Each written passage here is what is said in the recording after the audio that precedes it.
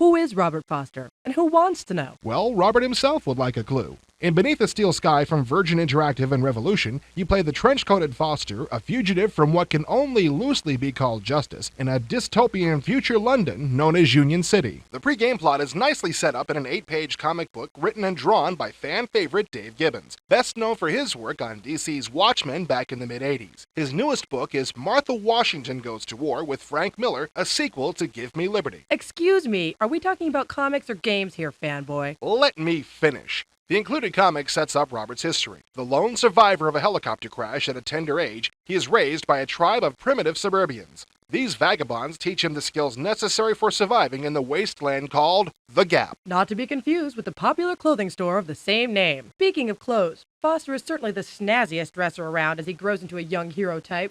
One of the skills he develops is robotics, and he constructs a wisecracking sidekick named Joey, who could probably use a quick kick in the side given some of his dialogue in the game. Oh, come on. Joey was adorable. A mentor and helper not unlike Jiminy Cricket in Disney's Pinocchio. Yeah, right. Jiminy Cricket with a welding torch and an attitude. So one critical day, a helicopter full of shock troops disrupts this pastoral life to supposedly take Robert home again. But history repeats for our hero. The copter crashes into the city and the game starts off with a bang. Literally. Nice segue. As Foster, you are desperately trying to make sense of this new environment. All you start off with is the circuit board containing Joey's main intelligence and one angry security guard hot on your heels. As with most adventure games, you use information and objects gathered along the way to reach your ultimate goal. But first, you have to figure out what that goal is. My initial guess was don't get killed, but I think it goes a bit further than that. Revolution describes the game as virtual theater and a great advance in the field. While I don't completely buy that, it is quite easy to move around the city, which is really one huge building. Death is not exactly looming around every corner, but even that is a bit disturbing, because the Big Brother type computer, Link, seems to be keeping you around for some unknown reason. Yeah, a lot of games claim to have an instinctive interface, but I really didn't even have to read the book on this one. You mean Fanboy didn't devour every page?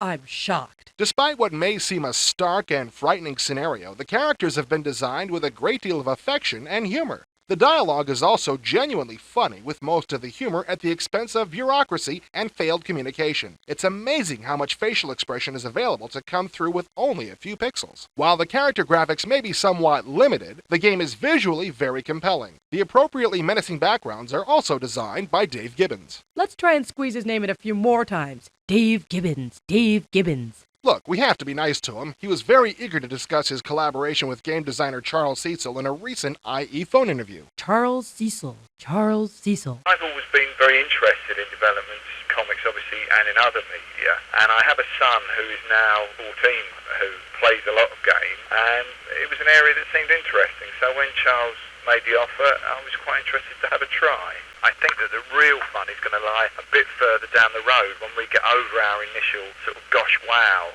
thing and just take it on board as another medium of expression. And I think interactive games will attract people from other media, and I just can't wait to see the kind of games that are going to be around in 10 years' time. They might not even seem like games, you know, they might seem like, I don't know, like life. While Beneath the Steel Sky is nothing like life, it does have a very involved and interesting story, and a lot of entertaining characters to chat with. And some stunning visuals. I know, by Dave Gibbons. Honestly, folks, you don't have to be a comic book maniac to enjoy this game. But it doesn't hurt. While we play the European version, America will soon be treated to a CD-ROM version complete with full digitized speech. Dave also mentioned that plans are in the works for a sequel. Rich backgrounds, interesting characters, and nearly instinctive controls make for a game that begs to be replayed. Very entertaining. The convenience of the interface means you sacrifice play options. There will probably be many times when you want to ask another character something very specific, and you just can't. There's only one right way to get through. Beneath the Steel Sky from Virgin Interactive Software and Revolution is an effective fusion of role-playing game and comic book, mostly from the input of veteran comic artist Dave Gibbons. The player wanders around a future city and a building, trying to find out why he was brought there and who he really is. The characters encountered are well developed, and the dialogue is often very funny. The virtual theater interface is very easy to work with, and the backgrounds are gorgeous.